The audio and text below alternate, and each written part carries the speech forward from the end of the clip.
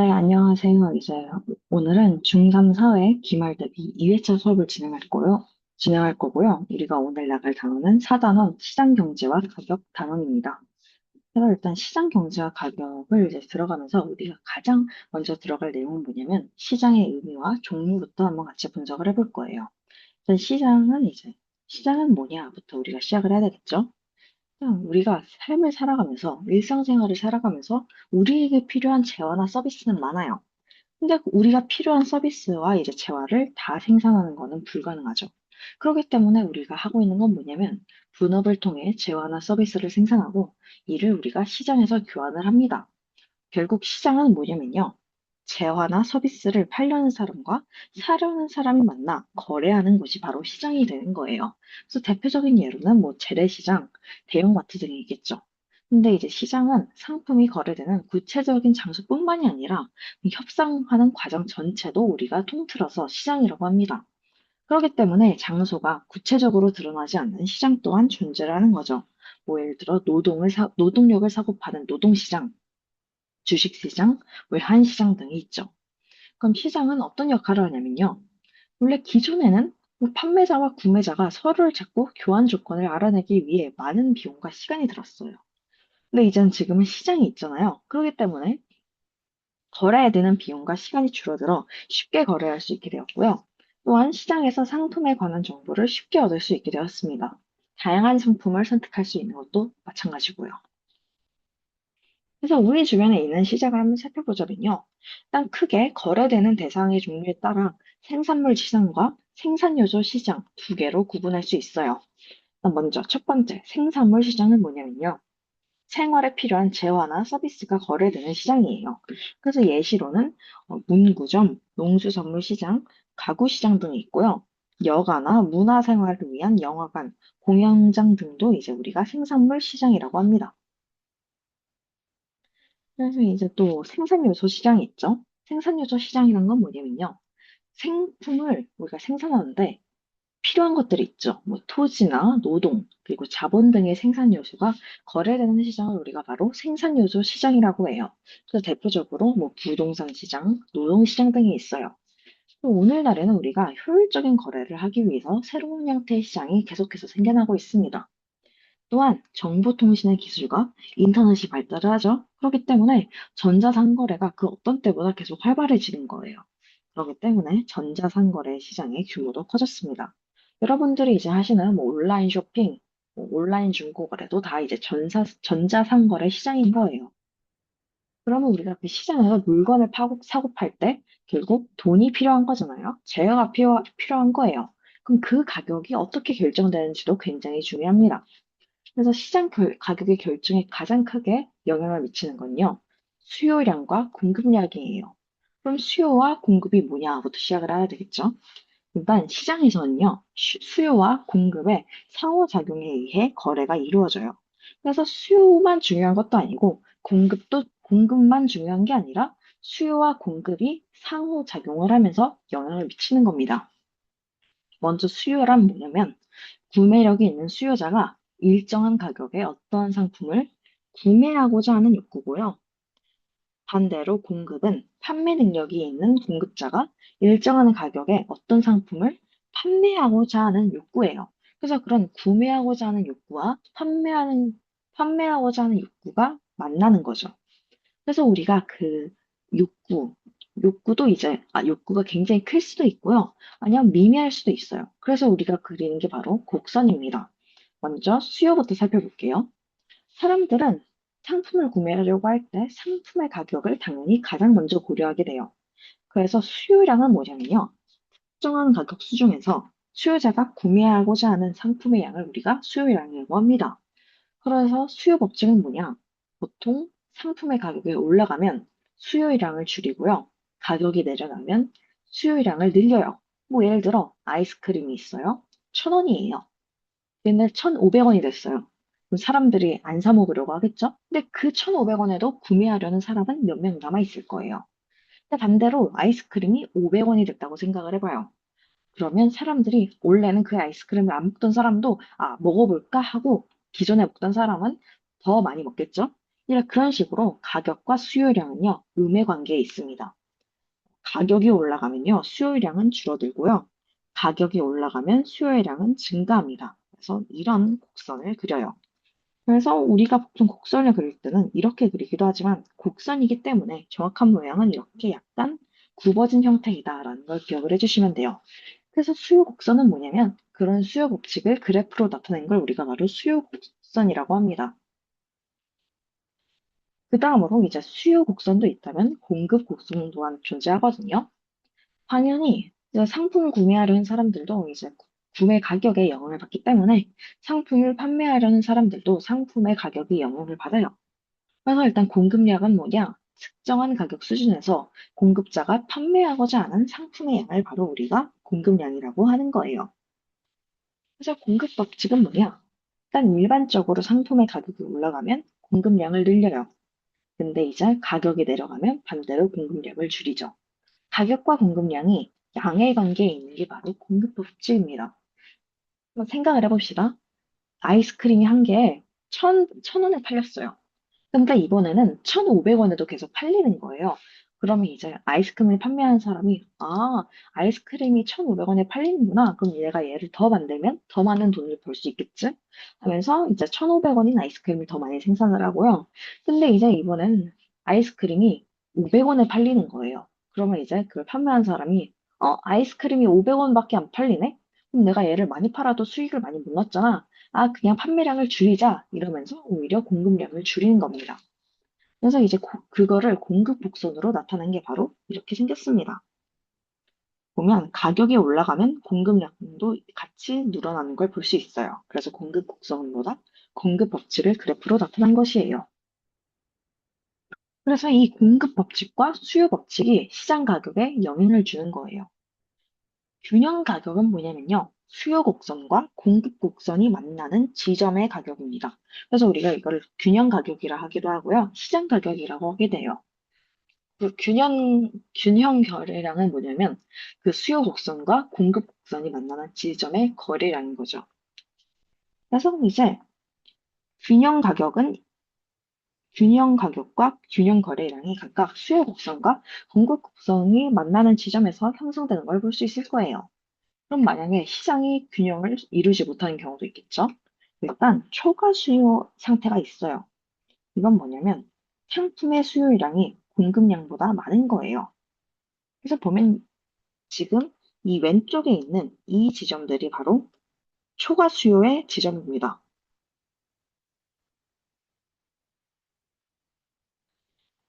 상품의 수요량이 공급량보다 많으면 초과 수요가 일어나고요. 이때는 시장에서 상품이 부족한 거예요. 그래서 수요자들은 돈을 더 내고서라도 상품을 사고자 하는 거죠. 그래서 이제 수요자들의 간의 경쟁이 생겨가지고 상품의 가격이 오르잖아요. 그럼 결국 수요량이 줄어들고요. 공급량이 늘어나면서 초과 수요가 감소를 하는 거죠.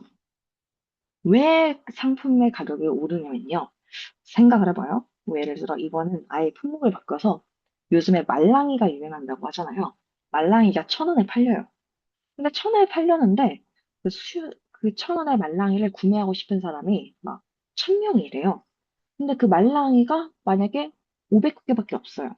그러면 사람은 웃돈을 얹어서라도 그 말랑이를 사고자 하는 거예요. 그래가지고, 1,000원에 팔리죠? 그 1,500원에 놔줘. 이런 식으로 가격이 오르게 됩니다. 그러면 가격이 올랐기 때문에, 가격이 오르네. 나 1,500원은 안 살래. 하면서 수요량은 줄어들고요. 1,500원에도 팔리네? 그럼 더 공급해야지. 하면서 초과 수요는 감소를 합니다. 반대로 초과 공급의 상태를 한번 볼게요. 이거는요, 상품의 공급량이 수요량보다 많은 상태예요. 이때는 시장에 상품이 남는 거예요. 그렇기 때문에 공급자들은 어떻게 해요? 이미 만들었잖아요. 이미 생산을 했어요. 그렇기 때문에 가격을 낮춰서라도 상품을 팔고자 합니다. 공급자들 간의 경쟁으로 상품의 가격이 내려가면 결국 수요량은 늘어나고 공급량은 줄어들어 초과 공급이 감소를 합니다. 이건 어떤 상황이냐면요. 말랑이가 1,000원에 팔렸어요. 1,000원에 팔리고 있어요. 근데 그 1,000개의 말랑이를 500명의 사람만 구매를 하고 싶은 거예요. 그럼 500명의 이제 사람이 말랑이를 구매를 했어요. 그럼 500개나 남았죠. 이 500개를 처리해야 되잖아요. 그러니까 이제 가격을 낮춰서라도 팔고자 하는 거예요. 그럼 이제 판매한 사람들이, 아, 말랑이, 저희 말랑이 1,000원이 아니라 500원에 팔게요. 이러면 사지 않으려던 사람도, 그래? 500원밖에 안 하네? 나도 사볼까? 이러면서 수요량이 늘어나고, 아, 근데 이제 500원밖에 안 하니까 더 찍어내기도 좀 그렇다 하면서 공급량은 줄어들어서 초과 공급이 결국 감소하는 상황입니다. 처럼 그 수요량과 공급량이 일치하지 않잖아요? 그럼 결국 초과 수요와 초과 공급의 과정이 반복이 되는 거예요. 그러다 보면 결국 일치하게 되어 균형 상태에 도달을 하는 거죠. 그래서 처음부터 균형 상태에 도달하는 건 아니에요. 이렇게 초과 수요의 상태도 있고요. 이렇게 초과 공급의 상태도 있죠. 그래서 이 지점을 왔다 갔다 하다 보면 결국 균형 거래량에 도달을 하는 겁니다. 근데 이제 시장 가격은 늘 일정하진 않아요. 늘 변동을 하겠죠? 그럼 그 변동은 어떻게 일어나면요? 먼저 수요의 변화 요인 때문에 변동이 일어날 수도 있습니다. 만약에 상품의 가격이 변하면요. 수요량이 변화를 해요. 근데 만약에 가격 이외의 요인이 변하잖아요. 그럼 수요 자체가 증가하거나 감소를 하는 거죠. 먼저 소득이 변화를 하면 어떤 영향을 주는지부터 볼게요. 만약에 소득이 늘면 상품의 수요를 늘리고요. 소득이 줄면요. 수요를 줄여요. 네. 한 달에 300만 원 버는데 한 달에 300만 원 벌다가 200만 원 벌면 아껴야 되고 300만 원 벌다가 400만 원 벌면 더 써도 되잖아요. 그런 것과 이제 같은 논리입니다. 관련 상품이 가격의 변화를 한 것도 영향을 주거든요. 만약에 두 상품이 서로 대체재 관계에 있을 때는 한 상품의 가격이 오르면 다른 상품의 수요도 증가를 합니다. 대체재는 뭐냐면요. 서로 용도가 비슷해서 한 상품을 대신하여 사용할 수 있는 경쟁 관계의 재화예요. 그렇기 때문에 한 상품의 가격이 올랐어. 그럼 어떡하지? 나 이거 살래. 그냥 이거 사면 되잖아. 하는 그런 거죠. 예를 들어 뭐 만두 말랑이가 있고 크루아상 말랑이가 있다고 쳐요. 만두 말랑이가 1,000원에서 1,500원으로 올랐어요. 근데 크루아상 말랑이는 아직 1,000원이네? 그럼 난 그냥 크루아상 거 살래. 이렇게 변화를 하는 거예요. 근데 이제 두 상품이 서로 보완제 관계에 있을 때는요. 한 상품의 가격이 오르면 다른 상품의 수요가 감소하는 그런 상황이 됩니다. 뭐 보완제는 이제 뭐냐면 함께 소비할 때 만족도가 커지는 보완 관계의 제하거든요. 우리가 영화를 볼 때 팝콘을 먹죠. 근데 만약에 영화 티켓의 가격이 올랐어요. 그럼 영화를 안 보러 가잖아요. 그렇기 때문에 팝콘의 수요도 줄어드는 그런 상황인 겁니다. 그래서 우리가 보완제의 예시는 뭐가 있냐? 뭐 영화와 팝콘 등이 있는 거예요. 또한 소비자의 기호가 변화하면서 이제 가격이 달라질 수도 있죠. 뭐 예를 들어 특정 음식이 건강에 좋다는 방송이 나왔어요. 그래서 그 음식에 대한 수요가 증가할 수도 있고요. 미래에 대한 예상으로도 바뀔 수 있어요. 만약에 미래에 어떤 상품의 가격이 오를 것이라고 예상이 돼요. 그럼 사람들은 이 상품을 미리 사두려 하겠죠. 그렇기 때문에 현재 수요가 증가하는 겁니다. 뭐 예를 들어 지금 닌텐도 스위치가 65만 원이에요. 근데 이제 다다음 달부터 70만 원, 75만 원이 돼버린대요. 그럼 65만 원일 때 지금 사려고 하는 게 사람의 심리입니다. 그래서 현재 닌텐도의 수요가 증가한다. 이런 식으로 이해를 하시면 되고요. 신제품이 출시될 것이라는 소식이 들리면 기존 상품의 수요가 감소하겠죠. 뭐 예를 들어 닌텐도 스위치 2가 나오는 걸 우리가 알고 있어요. 근데 닌텐도 스위치 1을 살 사람은 많이 없거든요. 이렇게 닌텐도 스위치 1의 수요가 감소할 수도 있습니다. 인구수의 변화도 영향을 미치거든요. 뭐 인구가 증가하여 수요자의 수가 늘어나잖아요. 그럼 수요도 그만큼 증가할 수 있는 거예요. 그래서 수요의 변화에 따라 가격도 변동을 하는 겁니다. 뭐 예를 들어 지금 기존의 수요 곡선이 이렇게 있어요. 수요가 증가하면 어떻게 되냐면 네, 수요 곡선이 오른쪽으로 옮겨 나가죠. 그래서 균형 가격이 상승하고요. 균형 거래량도 증가를 합니다. 근데 반대로 수요가 감소하잖아요. 그러면 균형 가격도 하락을 하고요.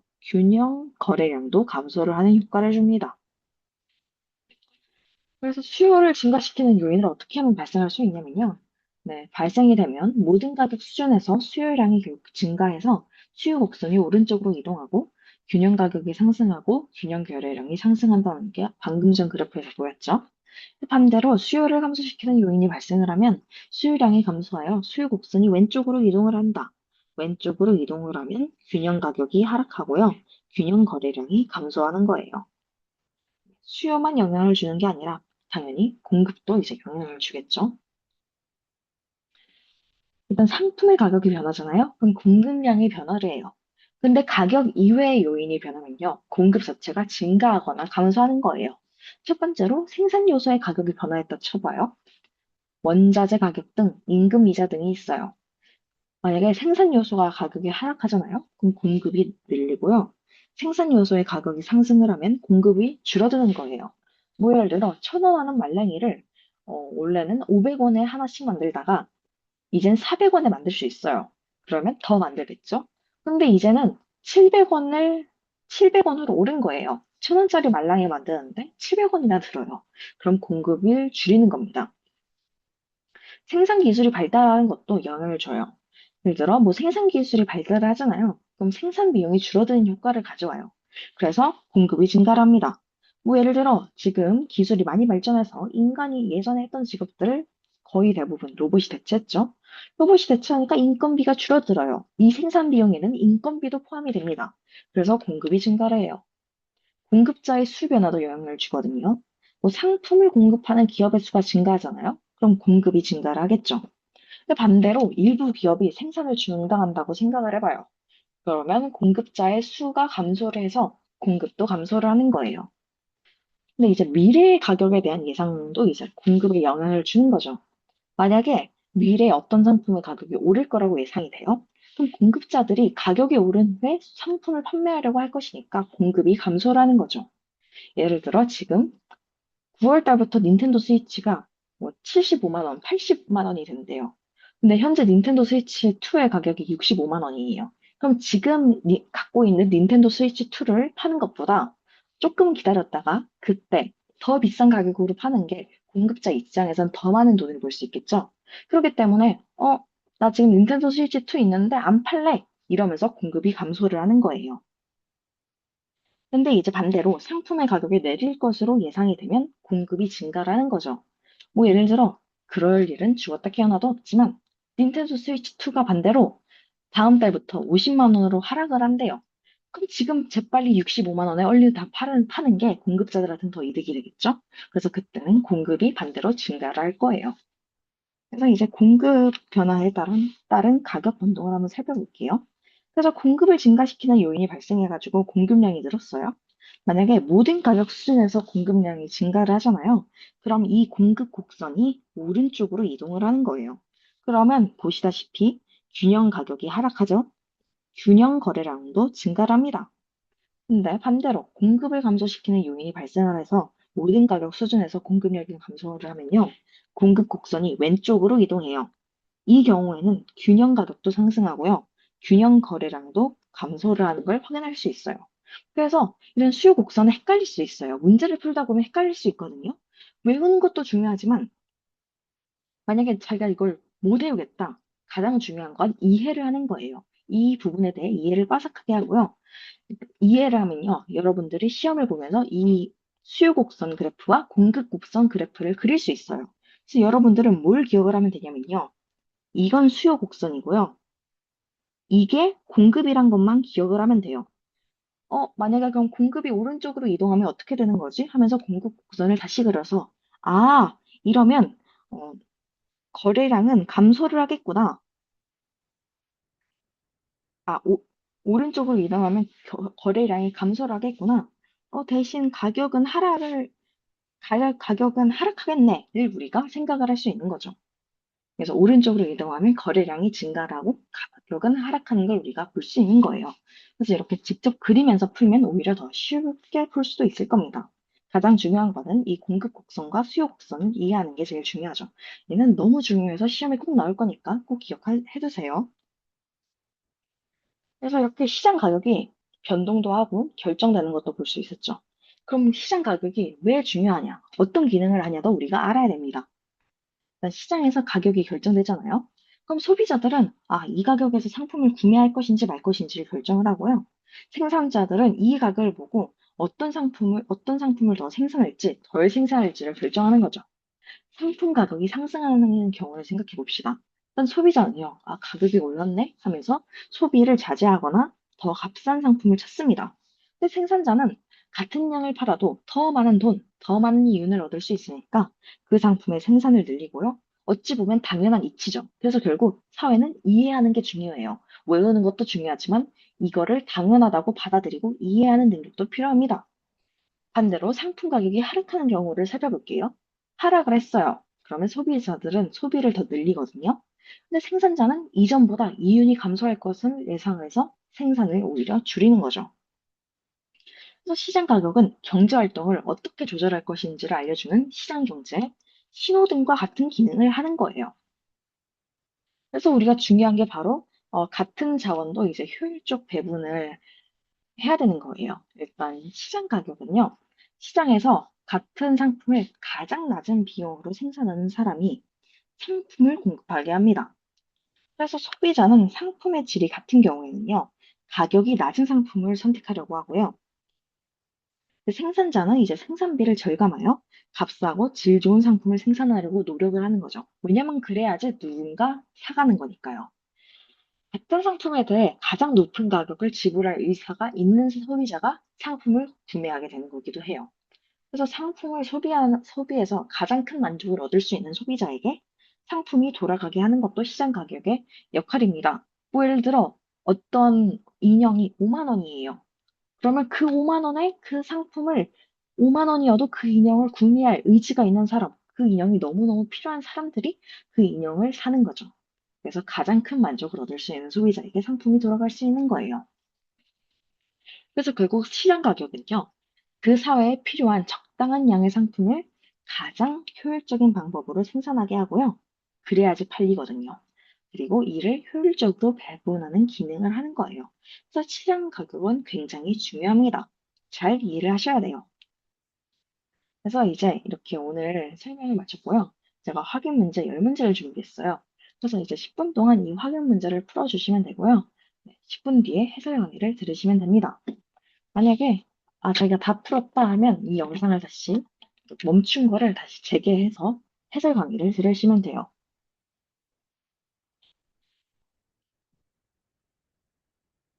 네, 해설 강의를 시작하도록 하겠습니다. 제일 먼저 1번. 다음 중 시장에 대한 이해로 가장 적절한 것을 고르시오. 1번의 정답은 1번이에요. 시장은요, 판매자와 구매자가 거래 조건을 협상하고 교환하는 과정까지 포함할 수 있어요. 네, 정확합니다. 시장은 반드시 물건이 진열된 구체적인 장소가 있어야지만 성립한다. 아니죠. 부동산 시장, 주식 시장, 외환 시장처럼 구체적 장소가 없어도 시장이에요. 노동 시장이나 외환 시장은 거래 장소가 분명하지 않아 시장으로 보기 어렵다.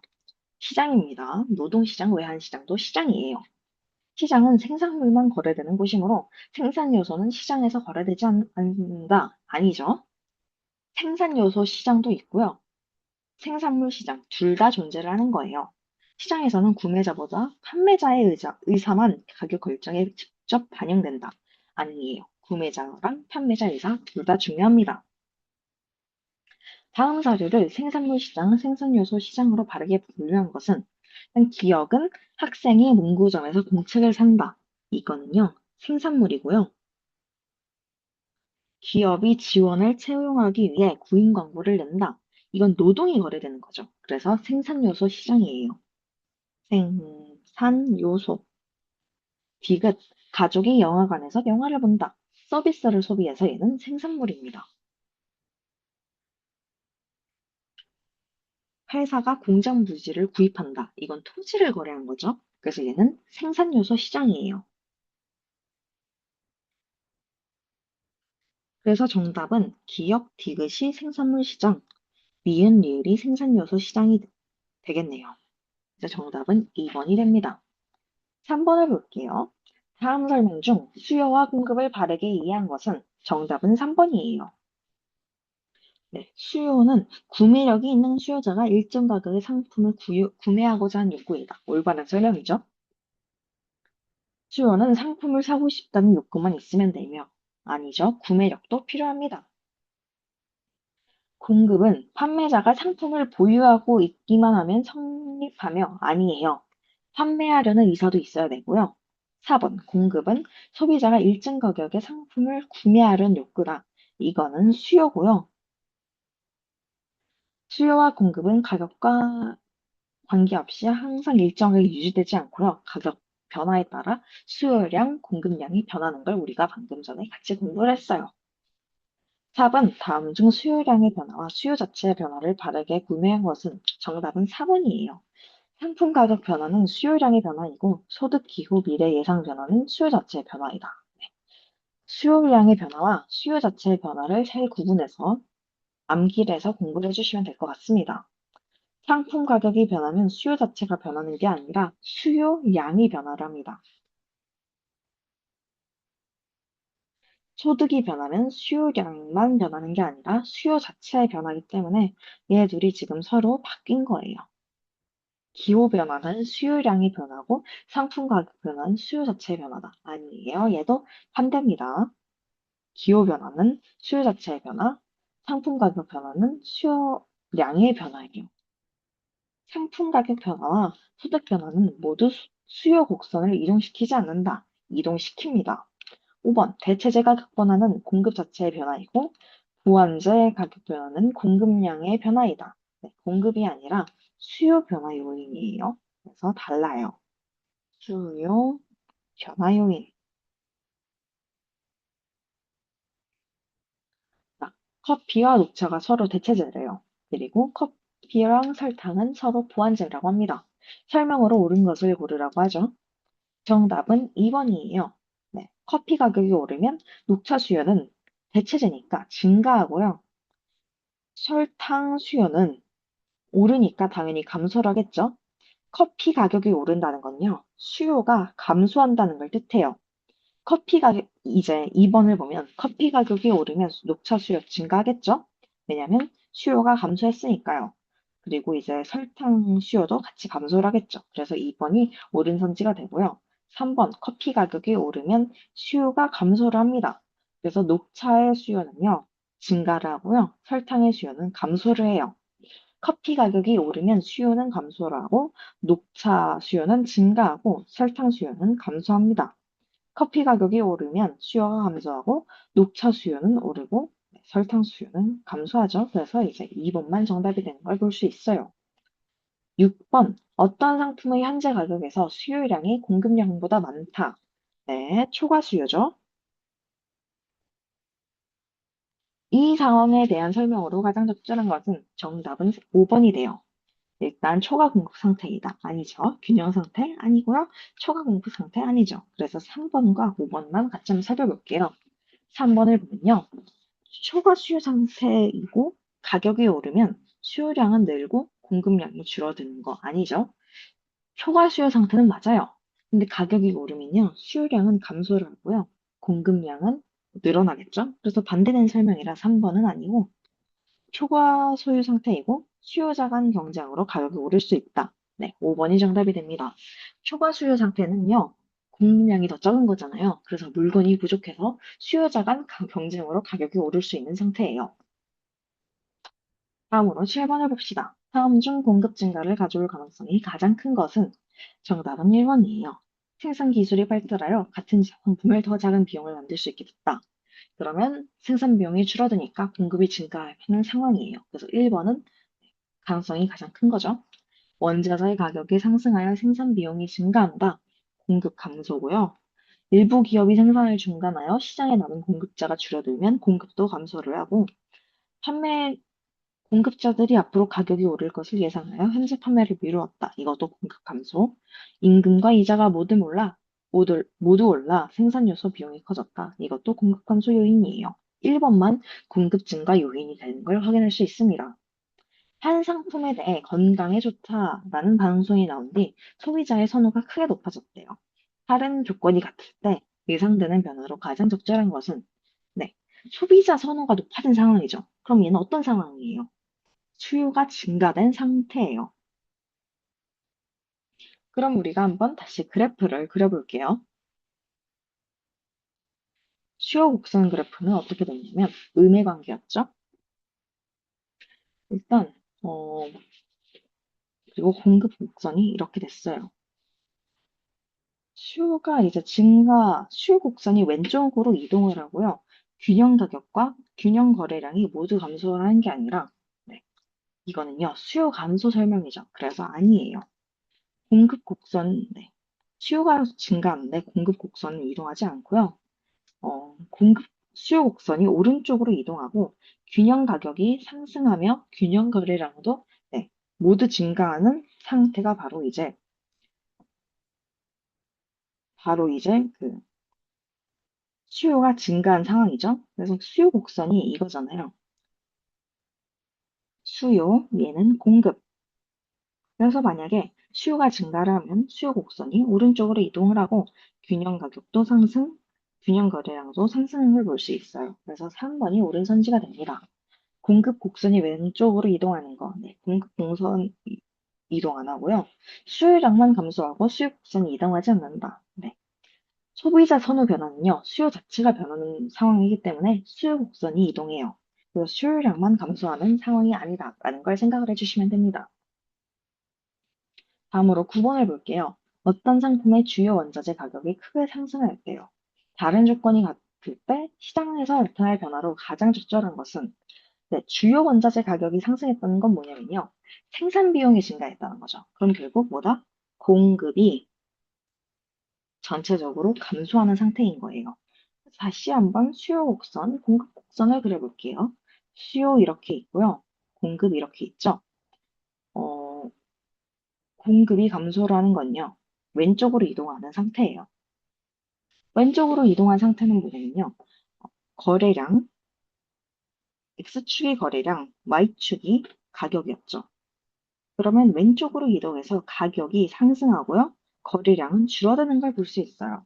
그럼 이 선지 중에서 가격이 상승하고 거래량이 왼쪽으로 가는 상태는 뭐냐면요.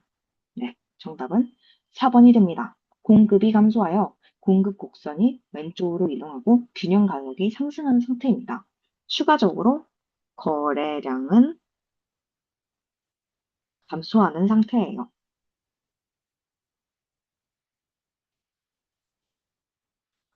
그래서 이제 1번을 보면요. 공급이 증가하는 게 아니라 감소였죠. 그리고 감소해서 이제 공급 곡선이 왼쪽으로 이동하는 것도 사실인데요. 균형 가격은요. 하락이 아니라 상승합니다. 수요가 증가하는 거, 그런 거 아니죠. 공급량만 증가하고 공급 곡선 자체는 이동하지 않는다. 아닙니다. 네, 이제 다음으로는 시장 가격의 기능에 대한 설명으로 옳지 않은 것 마지막으로 보고 수업이 끝나겠네요. 옳지 않은 것을 고르는 문제죠. 이런 거는 문제를 잘 읽어야 돼요. 시장 가격의 기능에 대한 설명까지 읽고 시장 가격의 기능으로 옳은 거 고르시면 큰일 납니다. 10번의 정답은 5번이었어요. 시장 가격은 생산자와 소비자의 선택에 영향을 주지 않으며 영향 주죠. 단순히 정부가 정한 숫자에 불과하지 않습니다. 네, 그래서 5번은 전혀 맥락이 맞지도 않고 틀린 선지가 되기 때문에 5번이 옳은 선지가 돼요. 그래서 이제 오늘 이렇게 해설 강의까지 마쳐서 오늘 수업은 여기까지 할 거고요. 이제 오늘 수업 들으시느라 수고 많으셨고 다음 주 이 시간에 우리는 3회차 마지막 수업으로 만날 겁니다. 다들 들으시느라 수고 많으셨어요. 안녕히 가세요.